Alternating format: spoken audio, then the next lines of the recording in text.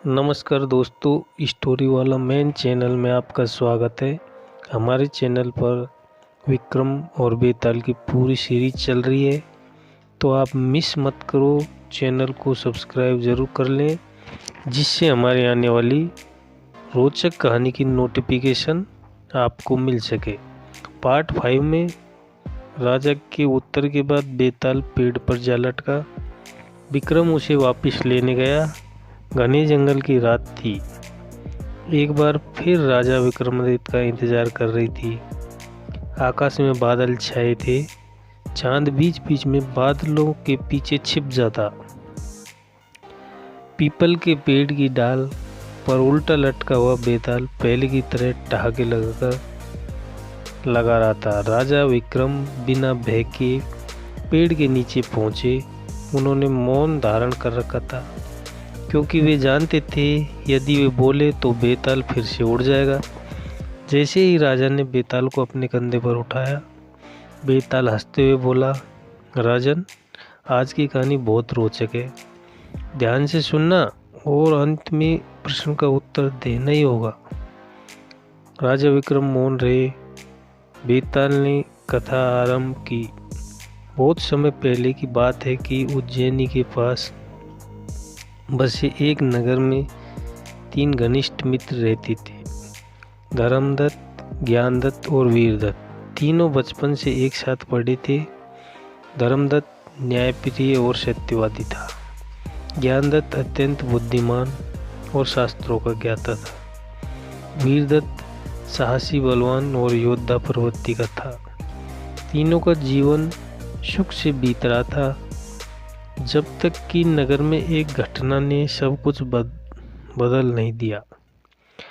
नगर के सबसे धनी सेठ की पुत्री मालविका का अपहरण हो गया। राजा ने घोषणा की कि जो अपराधी को पकड़ेगा उसे भारी इनाम मिलेगा। तीनों मित्रों ने निश्चय किया कि वे मिलकर इस अपराधी को जरूर पकड़ेंगे। रहस्यमयी जांच के दौरान उन्हें जंगल के पास एक टूटा हुआ कंगन मिला, जो मालविका का था। आगे बढ़ने पर उन्हें एक गुफा मिली, जहाँ से आवाज़ आ रही थी। वीरदत्त ने कहा, मैं भीतर जाकर देखता हूँ। गुफा में जाकर देखा तो उसने देखा कि मालविका सुरक्षित है, लेकिन उसके साथ नगर का ही एक युवक चंद्रकेतु मौजूद था, जो सेठ का दूर का रिश्तेदार था। वीरदत्त ने चंद्रकेतु को पकड़ लिया और उसे बांधकर बाहर ले आया। मालविका ने बताया, चंद्रकेतु ने धन के लोभ में मेरा अपहरण किया है। तीनों मित्र चंद्रकेतु को राजा के पास ले जाने लगे। रास्ता में बदलती नियत रात के समय जब वे एक सराय में रुके, तब एक अजीब घटना घटी। ज्ञानदत्त ने वीरदत्त और धर्मदत्त से अलग जाकर चंद्रकेतु से बात की। चंद्रकेतु रोते हुए बोला, मैंने अपराध किया है, पर मैं पश्चाताप करता हूँ। यदि मुझे राजा के पास ले गए तो मुझे मृत्यु दंड मिलेगा। कृपया मेरी सहायता करो। ज्ञानदत्त ने द्रवित हो गया। उसने सोचा, यदि एक जीवन बच सकता है तो प्रयास करना चाहिए। उसने चुपके से चंद्रकेतु को खोल दिया और कहा, भाग जाओ और फिर कभी अपराध मत करना। चंद्रकेतु भाग गया। प्रातःकाल का संकट। सुबह जब वीरदत्त उठा तो उसने चंद्रकेतु को गायब पाया। क्रोधित होकर वह गरजा, यह किसकी करतूत है?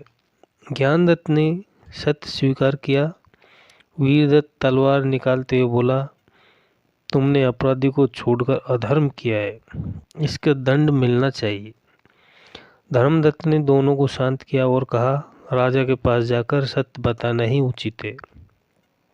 तीनों राजा के दरबार में पहुंचे और सारी घटना सुना दी। राजा की परीक्षा। राजा गहरे विचार में पड़ गए। उन्होंने पूछा, धर्मदत्त, तुम बताओ कौन है दोषी? धर्मदत्त बोला, महाराज, अपराधी को छोड़ना ही अपराध है। ज्ञानदत्त दोषी है, राजा ने ज्ञानदत्त से पूछा, तुमने ऐसे क्यों किया? ज्ञानदत्त बोला, करुणा के कारण मेरा उद्देश्य जीवन बचाना था। फिर राजा ने वीरदत्त से पूछा। वीरदत्त बोला, अपराधी को दंड मिलना चाहिए। मैं चाहता हूँ कि ज्ञानदत्त को दंड मिल जाए। राजा ने अंत में घोषणा की कि ज्ञानदत्त को नगर से निष्कासित किया जाए। बेताल ने कथा रोकते हुए कहा, राजन, अब मेरा प्रश्न सुनो। तीनों में से वास्तव में दोषी कौन था? ज्ञानदत्त जिसने अपराधी को छोड़ा, या वीरदत्त जो करुणा से रहित था, या धर्मदत्त जिसने मित्रता से ऊपर कानून को रखा? यदि जानते हुए भी उत्तर नहीं दोगे तो तुम्हारा सिर फट जाएगा। विक्रमा मुस्कुराए और बोले, राजा, बेताल वास्तविक दोषी कोई नहीं, पर सबसे अधिक उत्तरदायी ज्ञानदत्त था। बेताल चौंका। राजा बोले, करुणा श्रेष्ठ गुण है, पर न्याय से ऊपर नहीं है। अपराधी को छोड़ने से समाज को हानि होती है। वीरदत्त का क्रोध न्याय के लिए था और धर्मदत्त ने संतुलन बनाए रखा, इसलिए राजा का निर्णय उचित था। बेताल जोर से हंसा। वाह राजन, तुम्हारी बुद्धि बहुत अद्भुत है, पर तुमने मौन तोड़ा है। इतना कहकर बेताल ने राजा के कंधे से उड़कर उसी पीपल के पेड़ पर जा लटका। राजा विक्रम ने तलवार संभाली और बोले, चाहे कितनी बार ही हो, मैं तुम्हें फिर लेकर आऊँगा।